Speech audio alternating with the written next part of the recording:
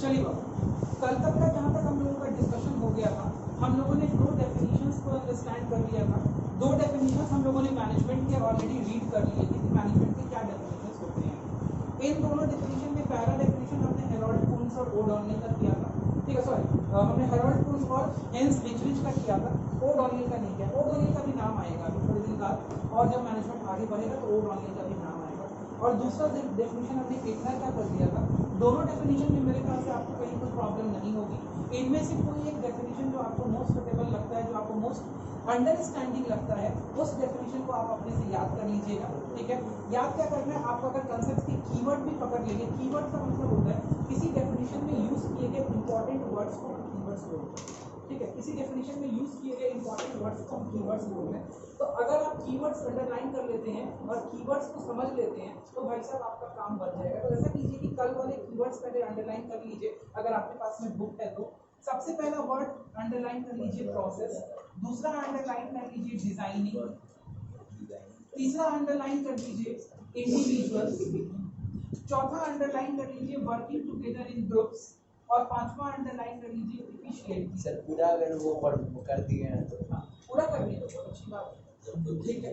इसमें से कीवर्ड है जो कि मतलब अगर आपके आंसर में है तो आपका आंसर बढ़िया फ्रेम होगा, ठीक है। यहाँ तक बात समझ में आपको आइए आगे बढ़ते। इस डेफिनेशन में आप क्या अंडरलाइन करेंगे?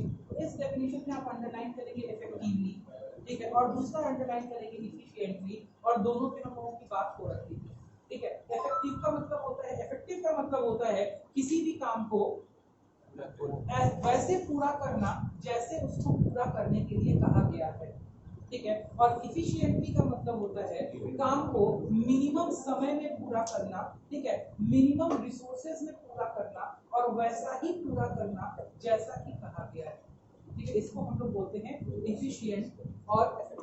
फिर हमें कल इस पे बात करेंगे कि management is concerned with not only effectiveness but efficiency as well. मतलब मैनेजमेंट में सिर्फ इफेक्टिवनेस की ही बात नहीं होती है, एफिशिएंसी की भी बात होती है। मैनेजमेंट का टोटल टर्मिनोलॉजी इफेक्टिवनेस और एफिशिएंसी के आगे पीछे डोलता है, ठीक है। दोनों का होना पार नेसेसरी है, बहुत नेसेसरी है, ठीक है।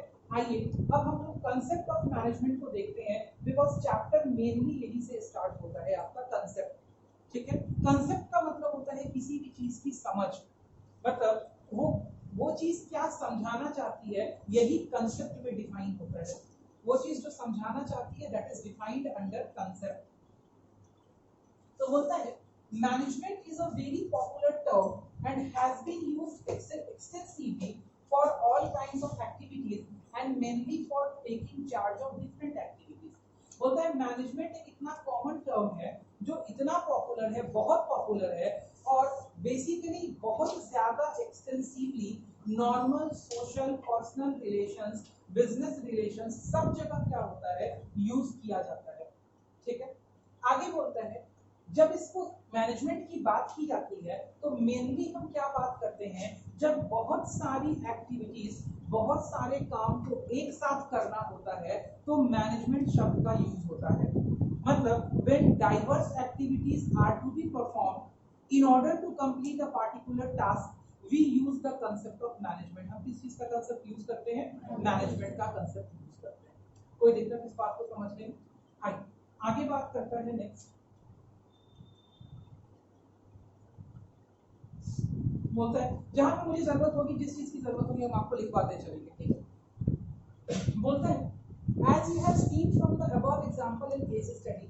बोलता है जो बुक ने एग्जांपल और केस स्टडी प्लॉट की है, HCL का एग्जांपल प्लॉट किया है और भी केस स्टडीज प्लॉट की है, या हम अपने भी पर्सनल एक्सपीरियंस से ये चीज समझ सकते हैं कि कोई भी बिजनेस ऑर्गेनाइजेशन को चलाने के लिए या कोई भी घर को चलाने के लिए, कोई भी ऑर्गेनाइजेशन या कोई भी ऐसा चीज जिसके अंदर डिफरेंट एक्टिविटीज की नीड होती है उसको चलाने के लिए मैनेजमेंट करना पड़ता है। बोलता है there is a group of people working in an organization। बोलता है जब भी हम मैनेजमेंट की बात करते हैं, management is an activity which is necessary wherever there is a group of people working in an organization। जब किसी संस्था में बहुत ज्यादा लोग काम करते हैं, ग्रुप में काम करते हैं, तो हमें मैनेजमेंट की जरूरत पड़ती है, ठीक है। उसके बाद बोलता है people in an organization are performing diverse tasks। ये मैनेजमेंट का कंसेप्ट आपको बेस कराना चाहता है, ये कहना चाहता है कि भाई मैनेजमेंट काफी जरूरी है। पहले मैनेजमेंट क्यों आया इस बात को समझाने की कोशिश कर रहा है, फिर समझाएगा कि मैनेजमेंट क्या है, मतलब why there is a need for management. तो बोलता है एक ऑर्गेनाइजेशन में बहुत तरह के लोग होते हैं, बहुत तरह के लोग एक साथ मिलकर क्या करते हैं, काम करते हैं। बोलता है people in an organisation are performing diverse task. Diverse का मतलब समझते हैं, डाइवर्स का मतलब होता है अलग अलग, डाइवर्स का मतलब होता है डिफरेंट, ठीक है, diverse task but they are all working towards the same goal. बोलते हैं भले ही वो टास्क अलग अलग कर रहे हैं लेकिन उन सब का गोल क्या है, सेम है। अगर उनका गोल डाइवर्सिफाई हो जाएगा, अलग अलग हो जाएगा, तो कभी भी ऑर्गेनाइजेशन सक्सेस नहीं करेगा, ठीक है। इसको एक चित्र के थ्रू दर्शाया जाता है। बोला जाता है कि मान लो ये मेरा टारगेट पॉइंट है, यहाँ पहुंचना है और अकेले नहीं पहुंचना है, बहुत सारे लोगों के एफर्ट के साथ पहुंचना है, ठीक है। तो सभी लोगों का एफर्ट इधर ही डायरेक्टेड होना चाहिए, ठीक है। अगर इसमें से किसी का भी एफर्ट इधर से उधर डायरेक्ट हुआ तो ये पूरा का पूरा ऑर्गेनाइजेशन कभी भी अपने सेलेक्टेड गोल की तरफ नहीं पहुंच पाएगा। और मैनेजमेंट का काम यही है कि इन्हीं इंडिविजुअल एफर्ट्स को क्या करना, इन्हीं इंडिविजुअल एफर्ट्स को इन लाइन करना। क्या करना, इन लाइन। इन लाइन का मतलब होता है एक रास्ते पे लाना, एक पाथ पे लाना, ठीक है। और मैनेजमेंट तब जरूरी हो जाता है जब बहुत सारे लोग बहुत अलग अलग तरह का काम कर रहे हैं लेकिन सबकी सोच और सबके पहुंचने का जो जरिया है वो एक जगह है, उनको एक जगह पहुंचना है, ठीक है। मतलब everyone is doing their part of work but the need of the organisation is to be fulfilled is the main goal, ठीक है। और वो गोल कुछ भी हो सकता है, ठीक है। वो गोल प्रॉफिट मेकिंग ऑर्गेनाइजेशन के लिए प्रॉफिट हो सकता है, कभी वो गोल सेल्स मैक्सिमाइजेशन हो सकता है, कभी वो गोल कस्टमर सेटिस्फैक्शन हो सकता है, कभी वो गोल सर्वाइवल हो सकता है, depending upon the situation and the scenario in which the business is standing. जहां बिजनेस खड़ा हुआ है उसके हिसाब से गोल कुछ भी हो सकता है। बात समझते हैं? अगर कोई नया बिजनेस ऑर्गेनाइजेशन है, अगर कोई नया बिजनेस ऑर्गेनाइजेशन है तो उसका गोल क्या होगा बताइए। नए बिजनेस ऑर्गेनाइजेशन का गोल होगा सर्वाइवल, ठीक है। जब एक बिजनेस ऑर्गेनाइजेशन सर्वाइव करने के पोजीशन से आगे निकल जाएगा तो उसका गोल होगा ग्रोथ। पहले प्रॉफिट, ठीक है, प्रॉफिट, ठीक है, हाँ प्रॉफिट। जब वो प्रॉफिट स्टेबलाइज कर लेगा, स्टेबलाइज का मतलब होता है कि अब हम प्रॉफिट कमाने लगे, अब प्रॉफिट का कोई टोटा नहीं है, कोई दिक्कत नहीं है, तो फिर उसका गोल हो जाएगा ग्रोथ एंड डाइवर्सिफिकेशन, ठीक है। कि हम एक से दो कैसे हो, मल्टीप्लाई कैसे करें, एक से ज्यादा यूनिट कैसे बनाएं, ठीक है, ब्रांचेस कैसे डेवलप करें। बात समझ? तो depending upon the scenario and the circumstances in which a business is standing, we have different set of goals to be achieved during the due course of the business activity. And whenever a group of persons are working together in line with their own respective work, but they are working towards aligning of the goal of the organization, it is very much concerned for the business managers or it is very much concerned for the individuals who are in the management to align each and every activity of each and every particular worker or employee or individual in order to summarize and suffice the goal of the organization. In case if there is any diversification or diversity or any movement which is not in line with the organizational goal or objective, then it will harm the position of the organization. And here the term management makes it very much important. ठीक है, समझ में आया? कोई परेशानी इसको समझ में? आगे बढ़ते। अब यहाँ पे आ जाते हैं। बोलता है मैनेजमेंट एम्स। मैनेजमेंट हमेशा इस बात को टारगेट करता है। एम का मतलब जानते हैं आप?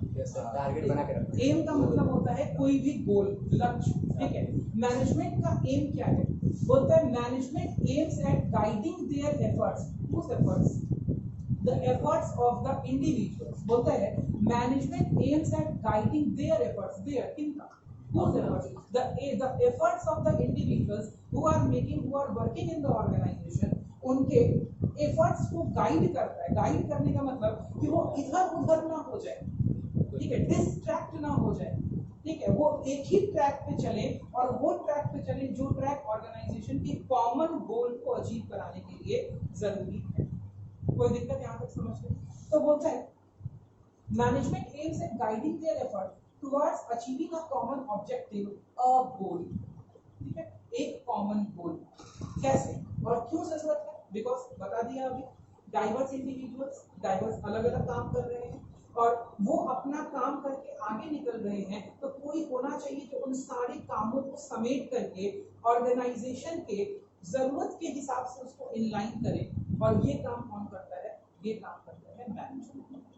यहाँ तक कोई परेशानी समझ में आ गया? 10 मैनेजमेंट हैज टू सी. अच्छा, मैनेजमेंट कौन है? Who is the management? अरे भाई, मैनेजमेंट में भी कौन है? लोग ही है. ठीक है, मैनेजमेंट में भी तो लोग ही है ना. ठीक है, तो हाँ, बस वो separate set of persons who are arranging and managing the activity of the others, they are considered as the management, and they are considered as the managers, and the process is called what? Management. ठीक है, बोलते हैं 10 management has to see. Management को ये देखना पड़ेगा that tasks are completed. हर individual को जो काम दिया गया है वो कंप्लीट हो जाए. Tasks are completed and goals are achieved. सिर्फ टास्क कंप्लीट करने से मतलब नहीं है कि पता चला कि टास्क है कि 500 पीस सामान बना देना है तो भैया 500 पीस सामान बनाने में 1 साल लेगी. नहीं, टास्क कंप्लीट होना चाहिए. लेकिन भाई साहब, उस टास्क के कंप्लीट होने का क्या फायदा जो हमारे कंपनी के, हमारे बिजनेस के, हमारे ऑर्गेनाइजेशन के एम को, गोल को अचीव ही नहीं कर पा रहे. हमारा टारगेट है कि भाई साहब हम 100 पीस बेच देंगे. ठीक है, अरे भाई, टारगेट का एक डेडलाइन भी तो होना चाहिए कि 100 पीस कितने दिन में बेच देंगे. 1 दिन में बेचना है, 2 दिन में बेचना है, 10 दिन में बेचना है, पूरे साल में बेचना है. And depending upon the organisation the target differs. Depending upon the organisation the organisational goal differs. ठीक है, अब जैसे फॉर एग्जांपल मैं अगर बात करूं हीरो होंडा या हीरो कंपनी की स्पेसिफिकली बात करूं, तो what can be the target of the Hero automobile company? Can't be a target of higher. हो सकता है क्या? नहीं हो सकता. हीरो कंपनी जितना मंथली टारगेट लेके चलेगी, शायद ईयरली टारगेट उसका आधा भी ना हो पाएगा. क्या ये बात आप समझ? इसको तो समझाना नहीं पड़ेगा. ठीक है, तो समझ में आती है बात आपको? जो बाइक जानते हैं, जो बाइक जानता है, अब bike which is coming in the range of 50 to 60,000 and the other is the bike which is coming in the price band of something around 20 to 30 lakhs or something around, उससे भी ज्यादा. ठीक है, 46 50 lakhs down and around 50 lakhs. But obvious है कि according to the change in the structure of the organization, the organizational goal always differs. Whatever can be the goal of the basic classes private limited can't be the goal of a private institution. ठीक है, their goal is far more different than what we are achieving, what we are trying to achieve. So depending upon the organizational structure, depending upon the scheme of organization, context of organization, area, the scope, individuals, customers, okay, the organizations have diversified and different goals. And according to that diversified and different goals, the management has to pursue the goals according to the needs and the conventions of the management of the organization. If a particular manager who is being employed as a manager in Reliance Industries Limited has to think something according to the objectives of Reliance Industries. If that person is thinking according to some other industry, some other business, that manager is of no use for that organization.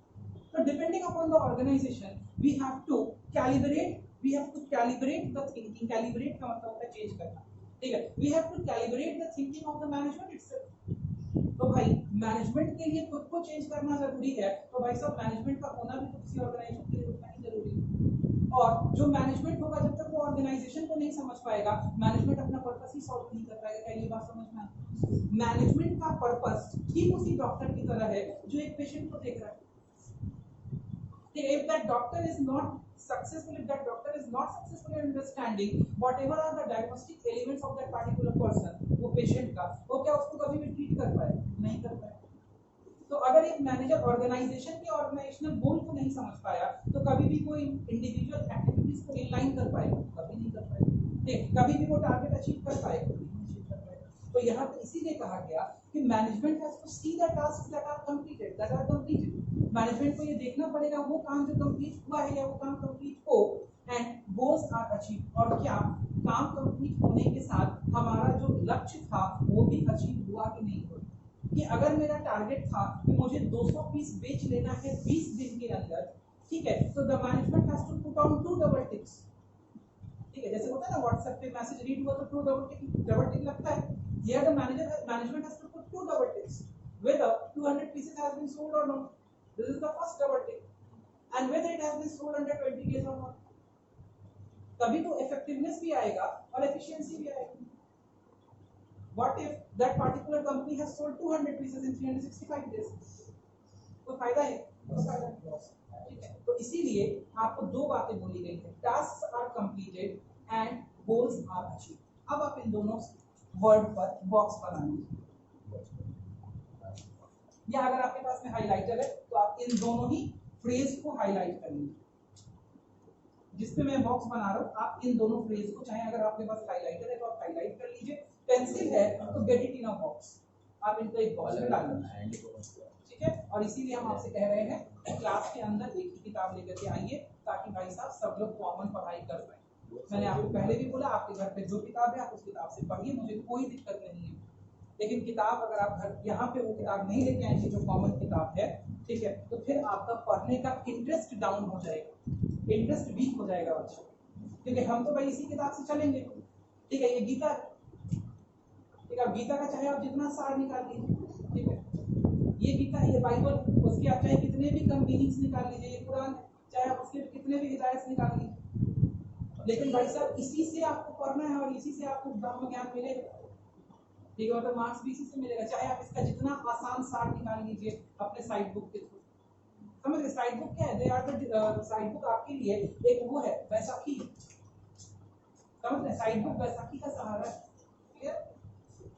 आइए, तो बोलता है आपका काम होना चाहिए, कैसे होना चाहिए? टास्क्स आर कंप्लीटेड, तो टास्क आर कंप्लीटेड इस वर्ड के साथ क्या यूज करें? इफेक्टिव की efficient? Tasks are completed effectively and goals are achieved efficiently. तो आगे ये दोनों वर्ड यूज किया होगा। बोलता है that is effectiveness with the least amount of resources at a minimum cost, that is efficiency. देखिए दोनों वर्ड समझ में आ गया, मतलब काम वो हो जैसा हमें चाहिए, दैट इज इफेक्टिव, काम वैसे हो जब हमें कम से कम समय लगे, ठीक है, दैट इज एफिशिएंट। कोई दिक्कत नहीं, यहाँ तक कोई परेशानी नहीं। आइए अब आगे देखते हैं।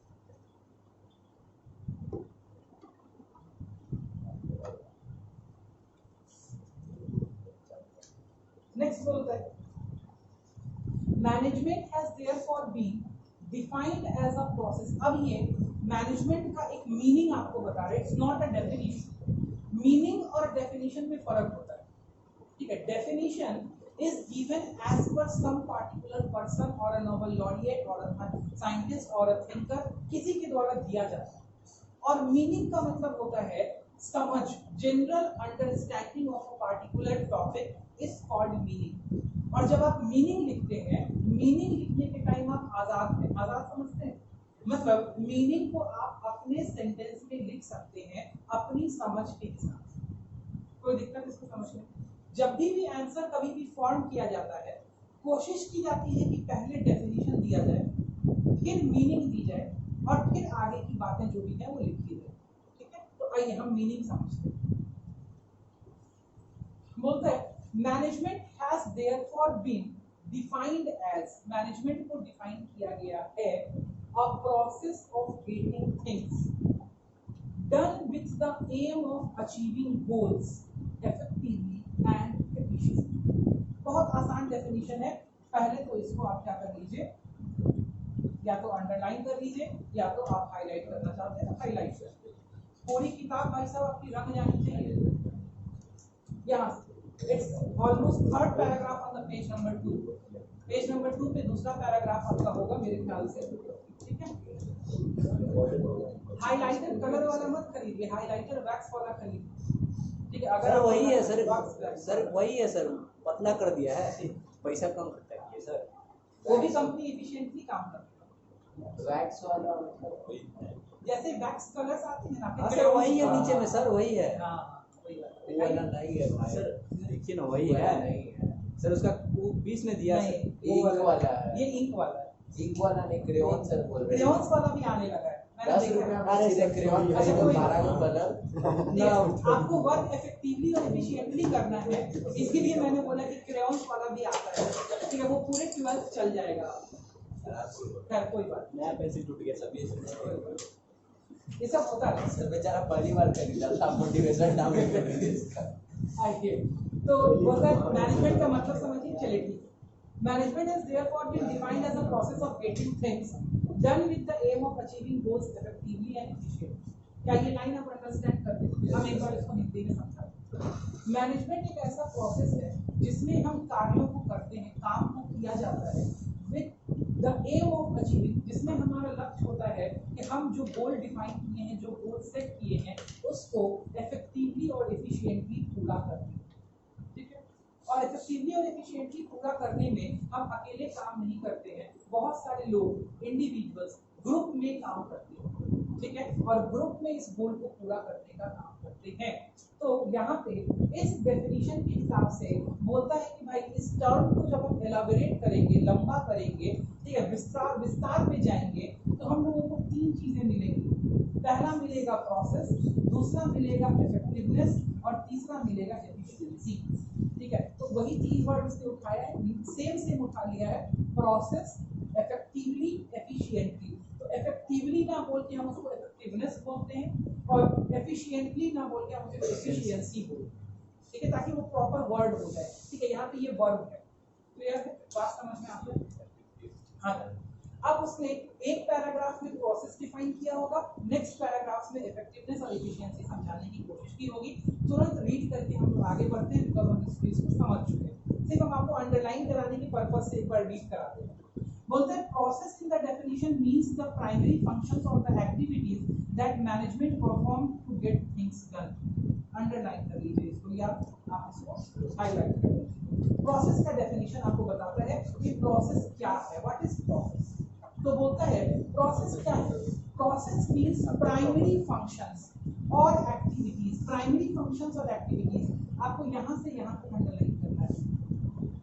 ठीक है, प्राइमरी फंक्शंस और एक्टिविटीज का मतलब होता है वो मुख्य कार्य जो आपको करना ही पड़ेगा। ठीक है, प्राइमरी फंक्शंस और एक्टिविटीज का मतलब होता है वो मुख्य कार्य जो आपको करना ही पड़ेगा टू गेट थिंग्स डन, जिसके द्वारा काम को किया जा सके। या प्रोसेस क्या है? प्रोसेस एक ऐसा सीरीज ऑफ स्टेप्स है जो मैनेजमेंट को परफॉर्म करते समय मैनेजर्स को करना अति आवश्यक है।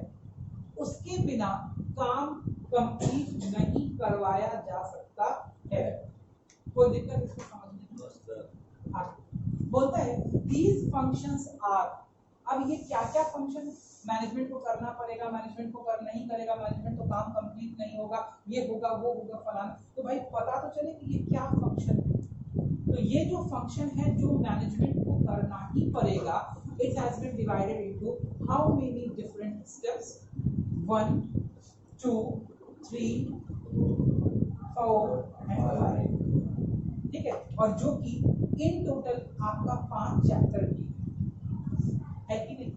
ठीक है, 5 चैप्टर की। तो ब्रीफ में मतलब कि you have to complete these activities one by one and this will constitute the process of management. यही मैनेजमेंट का प्रोसेस है। ठीक है, मतलब in order to manage a thing a manager has to perform these activities. अगर नहीं करेगा तो मैनेजमेंट कंप्लीट नहीं हो सकता है। पहला प्लानिंग। ठीक है, प्लानिंग। आपको जब भी किसी वर्क को कराना है, आपके पास में एक ब्लूप्रिंट होना चाहिए। ब्लूप्रिंट समझते हैं? मतलब वो काम कैसे होगा। जैसे फॉर एग्जाम्पल मान लो आपको घर बनवाना है, तो घर बनवाना है, जमीन है, ठीक है, जमीन पे सीधे ईंटा जोड़ना चालू कर दी, क्या करना है?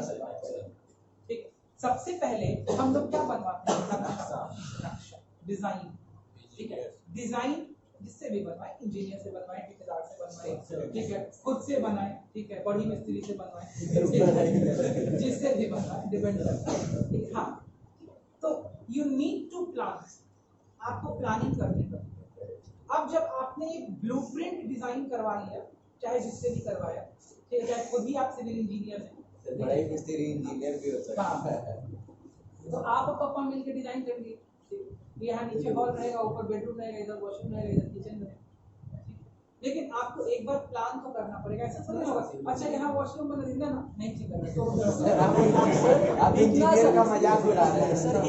इतना आसान सर सिविल इंजीनियरिंग नहीं, हम ये नहीं कह रहे, मैंने कभी ये नहीं कहा कि सिविल इंजीनियरिंग डायरेक्ट नहीं, डायरेक्ट हम वही बोल रहे हैं। नहीं, मेरे बहुत सारे फ्रेंड सिविल इंजीनियर, मेरे बहुत सारे friend with due respect civil engineer. Video पहुंच गया सर तब। तो सबसे पहले वी नीड द प्लान, बिना प्लान के अपना काम नहीं बनेगा। Then we have to organize as per the plan. जैसे मुहूर्त निकला है और कार्ड छपा है कि पांडे जी की शादी होगी 13 मार्च, तो जब प्लानिंग हैज बीन डन कि 13 मार्च को शादी होगी, तो 12 मार्च तक चेहरा खरीदा जाना चाहिए। अगर 17 मार्च को शेरवानी खरीदाएगी तो 13 मार्च को पांडे जी क्या पहनते हैं? तो planning needs to be suffixed with organizing. तो भाई पहले कौन आया, पहले मुर्गी की पहले अंडा? तो मैनेजमेंट के केस में भैया ऐसा कुछ दिक्कत नहीं है, मैनेजमेंट के केस में हमेशा पहले क्या आएगा? Planning. Means what is the primary function of management? Planning. What is the basic force of management? Planning. What is the basic process of management? Planning. ठीक है, तो भाई पहले अंडा आया कि पहले मुर्गी आई? भैया अपने मैनेजमेंट में पहले प्लानिंग आया, कोई दिक्कत नहीं। पानी दो भैया,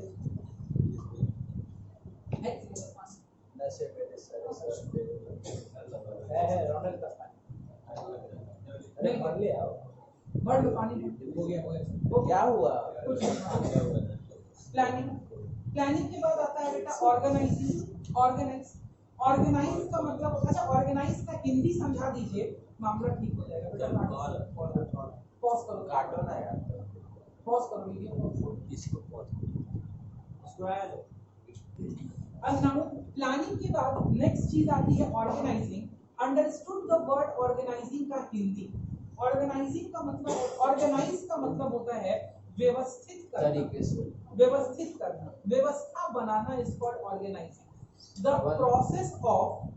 process of arranging the things, ठीक है, men material and other resources according to plan in order to execute the activities. मतलब प्लान के हिसाब से चीजों को करने के लिए जब आप मेन और मटेरियल को तैयार कर रहे हैं, अरेंज कर रहे हैं, इस प्रोसेस को बेटा हम ऑर्गेनाइजिंग बोलते हैं। प्रबंध भी उसी को प्रबंध उसी को बोलते हैं, ठीक है, ऑर्गेनाइज। नेक्स्ट है staffing. Organizing contributes that, organizing क्या कंट्रीब्यूट करता है? ऑर्गेनाइजिंग एक स्ट्रक्चर बता देता है कि प्लान के हिसाब से हमें कौन कौन सी एक्टिविटी कैरी आउट करनी है। एक तरीके से आप समझिए, ऑर्गेनाइजिंग मतलब प्लान के हिसाब से हमने अपने प्रोसेस में हमें क्या क्या करना है, ये हम ऑर्गेनाइजिंग के पोजीशन पे आकर के सब कुछ व्यवस्थित कर देते, ठीक है। सारी व्यवस्था हमने डिजाइन कर दी, हमने कह दिया, हमने असाइन कर दिया वर्क कि ये व्यक्ति ये काम करेगा, ये व्यक्ति ये काम करेगा, ये व्यक्ति ये काम करेगा। Everything has been properly arranged. Now we have to search for that particular person जो उस काम को करेगा। ऑर्गेनाइजिंग में हमने पर्सन नहीं सर्च किया, ठीक है। ऑर्गेनाइजिंग में हमने पोजीशन डेवलप किया था, हमने वर्क खोज के निकाला था, ठीक है, हमने मटेरियल इकट्ठा करवाया था, हमने प्रोसेस डिजाइन किया था, हमने रिलेशनशिप एस्टैब्लिश करवा दिया था। अब हम उन खाली जगहों को व्यक्तियों से भर रहे हैं। मतलब मैंने एक प्रोसेस बनाया, मैं आपको एक बना के देता हूं कि मान लो कि ये एक कंपनी है मेरी, इसमें सबसे ऊपर एक मैनेजिंग डायरेक्टर होगा, उसके बाद ये 4 डिफरेंट डिपार्टमेंटल डायरेक्टर्स होंगे, उनके नीचे फिर ये एक डायरेक्टर, उनके नीचे फिर ये 4-5 लेयर ऑफ मैनेजर्स होंगे, फिर हर मैनेजर के नीचे 2 सेकेंडरी लेवल ऑफ मैनेजर होगा, फिर इन हर एक मैनेजर के नीचे उनके साथ में 4-4 सबऑर्डिनेट्स होंगे। ठीक है, मतलब हम काम करने का तरीका ऑर्गेनाइज कर रहे हैं, हम हर पोजीशन की ड्यूटी असाइन कर रहे हैं, इसका क्या काम होगा, इसका क्या काम होगा, इसका क्या काम होगा, इसका क्या काम होगा, ये सारा काम हम किस प्रोसेस में कर रहे हैं, organising. Whosoever will sit on this point, जो भी व्यक्ति इस पॉइंट पे बैठेगा वो व्यक्ति यही काम करेगा, चाहे उस पॉइंट पर ए बैठे, चाहे बी बैठे, चाहे सी बैठे। हमने एक स्ट्रक्चर डिजाइन कर दिया जिसको हम बोलते हैं ऑर्गेनाइजेशनल स्ट्रक्चर। विशेष हम ऑर्गेनाइजिंग के चैप्टर में इसको डिस्कस में पढ़ेंगे, डिटेल में पढ़ेंगे। ठीक है, नहीं मैनेजमेंट कभी एक आदमी नहीं करता है, मैनेजमेंट भी हमेशा टीम मिल के करता है। मुकेश अंबानी क्या पूरे रिलायंस को मैनेज कर सकते हैं? तो उनका काम कुछ अलग, यहाँ के पेट्रोल पंप, रिलायंस के पेट्रोल पंप के मैनेजर का काम कुछ अलग। ठीक है, मैनेजमेंट में बहुत सारा लेवल होता है, इसी चैप्टर में आगे बढ़ेंगे। ठीक है, जब हम ऑर्गेनाइजिंग करते हैं किसी कंपनी का, किसी ऑर्गेनाइजेशन का, तो हम ऊपर से लेके नीचे तक पूरा खाता बनाते हैं। खाता समझते हो, लेआउट समझते हो? हम पूरा खाता डिजाइन करते हैं, पूरा स्ट्रक्चर डिजाइन करते हैं, कौन कहाँ होगा, कितने मैनेजर्स चाहिए, कितने वर्कर्स चाहिए, कितने एम्प्लॉइज चाहिए, कौन सा एम्प्लॉय क्या काम करेगा, कब काम करेगा, किसको रिपोर्ट करेगा, किससे ऑर्डर लेगा,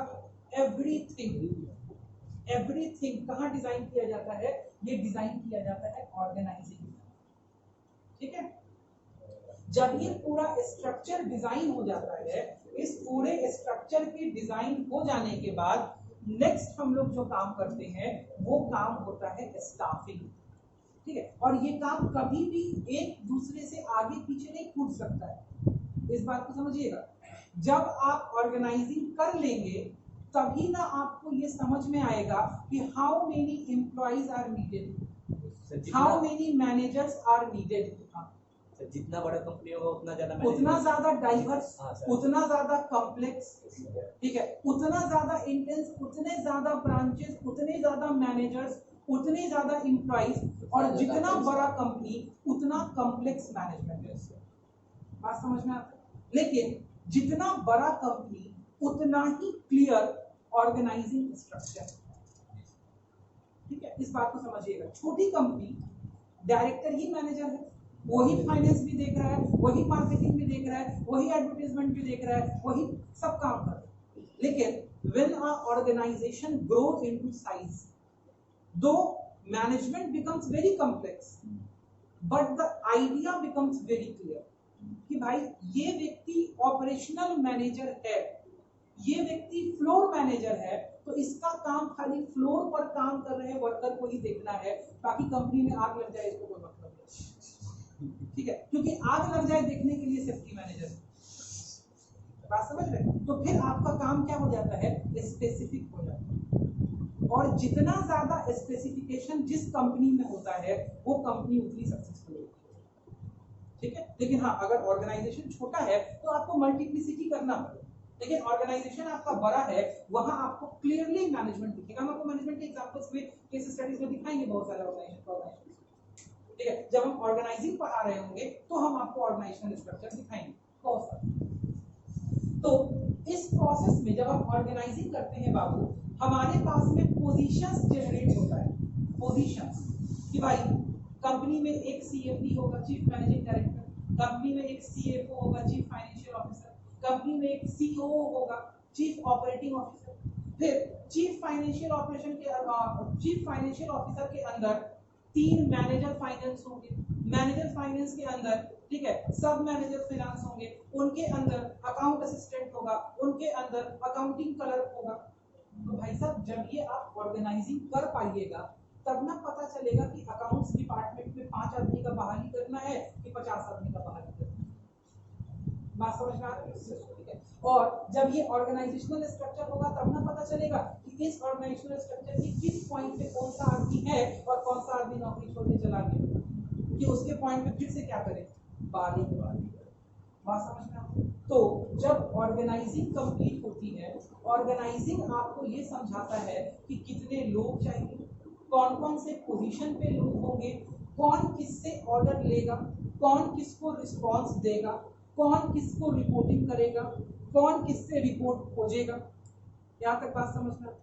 जब ये पूरा स्ट्रक्चर डिजाइन होके तैयार हो जाता है ऑर्गेनाइजिंग के प्रोसेस में, फिर हम आगे बढ़ते हैं और तब हम स्टाफिंग करते हैं। ये शब्द बहुत इजी है, स्टाफ प्लस आईएनजी, स्टाफिंग मतलब ये एक वर्ब हो गया। स्टाफिंग जेनरेटेड पोजीशंस के हिसाब से जब हमको पता चल गया कि हमें किस व्यक्ति को रखना है, कौन सा व्यक्ति काम के लिए चाहिए, उसकी क्या रिक्विजिट एक्सपीरियंस होगा, उसके पास कौन सी डिग्री होनी चाहिए, ठीक है, हम सुटेबल कैंडिडेट को खोजते हैं और उसको अपने ऑर्गेनाइजेशन में उस पोजीशन पे लाके क्या करते हैं, अपॉइंट करते हैं। ठीक है, ये प्रोसेस कहलाता है स्टाफिंग। इतना ही नहीं है, पूरा चैप्टर है, ठीक है, हम सिर्फ आपको बेसिक समझा रहे हैं। स्टाफिंग करते टाइम व्यक्ति कहाँ से खोजे जाएंगे, कहाँ से लाए जाएंगे, कैसे ये टेस्ट किया जाएगा कि यही व्यक्ति सुटेबल है, कैसे ये टेस्ट किया जाएगा कि यही व्यक्ति इस पोजीशन के लिए सबसे रिमार्केबल है, कैसे ये तय किया जाएगा कि उसको क्या पैसा देना है, नहीं देना है, क्या करना है, नहीं करना। Everything is a subject matter under staff, जो कि हम पूरा कहाँ पढ़ेंगे, स्टाफिंग। ठीक है, उसको कितना सैलरी देना है, उसको क्या रेम्युनरेशन देना है, क्या बेनिफिट देना है, उसको अपने ऑर्गेनाइजेशन के हिसाब से क्या काम सिखाना है, कब सिखाना है, कैसे सिखाना है, उसको ट्रेनिंग कैसे देना है, उसको डेवलपमेंट कैसे उसका होगा। Everything we have to study under the topic of staffing. ठीक है, उसके बाद सबसे बहुमूल्य चीज, सबसे इंपॉर्टेंट चीज, ठीक है, ये हो गया आपका क्या, डायरेक्टिंग। लाख आपने अपना प्लानिंग बहुत अच्छा कर लिया, ऑर्गेनाइजेशन का स्ट्रक्चर बहुत अच्छा बना दिया, लोग टॉप क्लास के लाके बिठा दिए, ठीक है, लेकिन आप उनको समझा ही नहीं पा रहे हैं कि काम क्या करना है, कैसे करना है, ठीक है, क्या हमारे ऑर्गेनाइजेशन की नीड है। ठीक है, आप उनको 4 चीजें नहीं कर पा रहे। पहला सुपरवाइज, दूसरा मोटिवेट, ठीक है, तीसरा गाइड और चौथा कम्युनिकेट। अगर ये 4 चीज नहीं कर पाए, ठीक है, तो भाई साहब चाहे आप शाहरुख खान को बुला लीजिए, ठीक है, मूवी आप डिफीट है। तभी लोग कहता है ना कि इस मूवी का डायरेक्शन अच्छा नहीं है। मतलब क्या, managers have to guide, support, supervise, motivate and communicate whatever is being needed from the employees। Employee से क्या चाहिए इसके लिए बताना तो पड़ेगा, समझाना तो पड़ेगा। अगर कुछ कठिनाई होगी तो उस कठिनाई को दूर करना पड़ेगा, और कभी कभी तो ये भी करना पड़ेगा कि लीड भी करना पड़ेगा। LEAD, lead. लीड का मतलब क्या, आगे बढ़ के करके दिखाना पड़ेगा कि भाई इस तरीके से कीजिए, तब जाकर के आपकी कठिनाई क्या हो। अगर मान लो एक सुपरवाइजर वर्कर से काम करवा रहा है, सुपरवाइजर सबसे पहला मैनेजर होता है, ठीक है, supervisor is the first manager, ठीक है, जो सबसे नीचे लेवल पर क्या देखता है, काम देखता है। वो भी कुछ दिन पहले तक वर्कर ही होता है, जो कि प्रमोट होकर क्या बन गया, supervisor. Supervisor is the backbone of any organization. किसी भी ऑर्गेनाइजेशन का सबसे बड़ा बैकबोन कौन है, सुपरवाइजर। क्योंकि सुपरवाइजर अगर अच्छा है ना तो आपका क्वालिटी कंट्रोल 1 नंबर होगा। अगर सुपरवाइजर बढ़िया नहीं है तो लाख आप चेयर पे मैनेजर बैठा लीजिए, ठीक है, काम नहीं बनेगा, मजा नहीं आएगा। ठीक है, तो भाई सुपरवाइजर जब तक एक अच्छा लीडर नहीं होगा, एक अच्छा कम्युनिकेटर नहीं होगा, कभी भी वो बढ़िया से डायरेक्ट कर पाएगा। सुपरवाइजर को कभी कभी ऐसा होता है कि वर्कर के हाथ से टूल ले करके, ठीक है, वर्कर के हाथ से मशीन ले करके खुद करके दिखाना पड़ता है, खुद चला के दिखाना पड़ता है। और अगर कोई सुपरवाइजर हेजिटेट करेगा ये चीज करने में, ठीक है, तो बट ऑब्वियस है कि इफेक्टिवनेस पे भी फर्क पड़ेगा, एफिशिएंसी पे भी फर्क पड़ेगा। समझ में आया? तो सबसे इंपॉर्टेंट एलिमेंट या सबसे इंपॉर्टेंट फंक्शन, देखो दो सारे फंक्शंस अपने आप में बहुत इंपॉर्टेंट, लेकिन जो सबसे स्ट्रेंथफुल और बैकबोन है किसी ऑर्गेनाइजेशन का वो है प्रॉपर डायरेक्टिंग। ठीक है, ensuring that an organization is properly directed, you are ensuring that the organization will survive for the long run। ठीक है, अगर डायरेक्टिंग अच्छी नहीं है तो मूवी पिट जाएगी, और मूवी पिट जाएगी तो एक्टर कितना भी चार्मिंग रहेगा, ठीक है, क्या कुछ होने वाला है। तो डायरेक्टिंग, और डायरेक्टिंग के अंदर we will study about 4 different elements जो बता दिया मैंने आपको। पहला सुपरविजन, दूसरा मोटिवेशन, तीसरा लीडरशिप, और चौथा कम्युनिकेशन। जो गाइड मैंने बोला, गाइड के लिए वर्ड यूज होता है लीडरशिप। ठीक है, लीडरशिप और चौथा communication.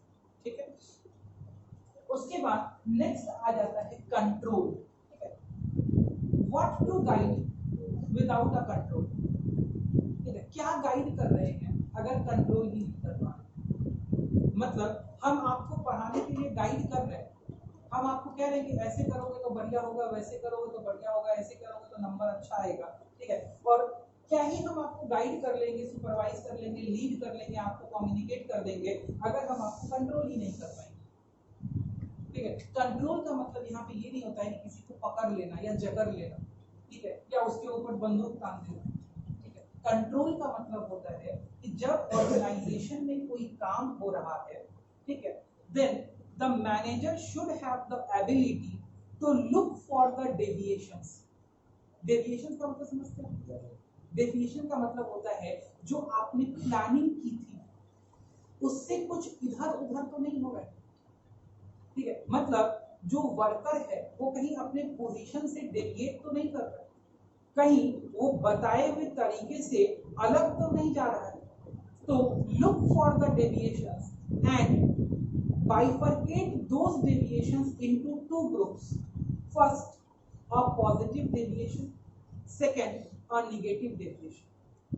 And if there exists a positive deviation, look for why this deviation has happened and always try to capture that deviation in the organization for the good self of the organization।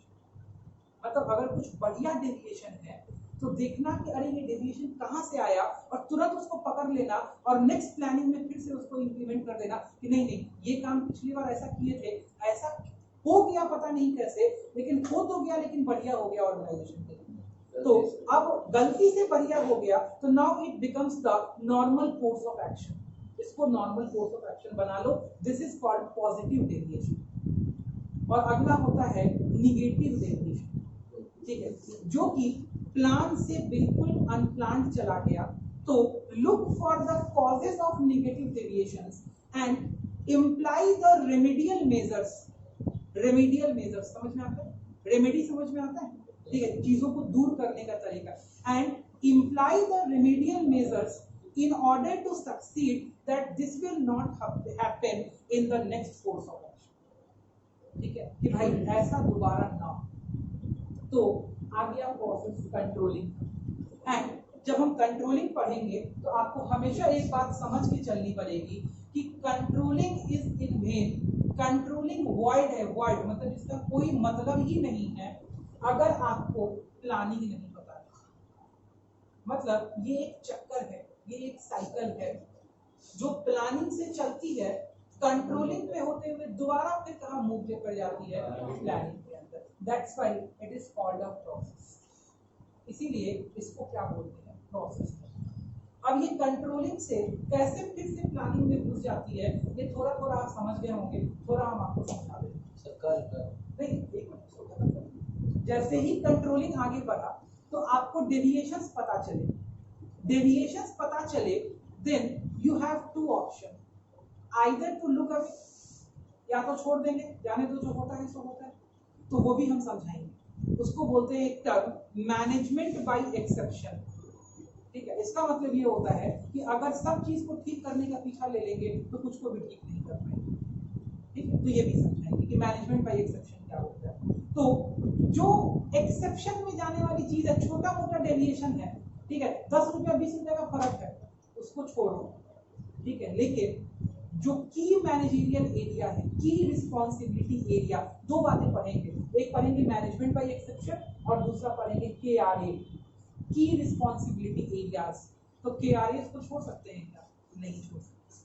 तो अगर की responsibility area में कोई गलती हो गई है तो अगले प्लान में फिर उस गलती को क्या करना पड़ेगा? ठीक, तो controlling, then again next phase का प्लानिंग, then again फिर organizing, फिर staffing, फिर directing, फिर controlling, and this process always goes on।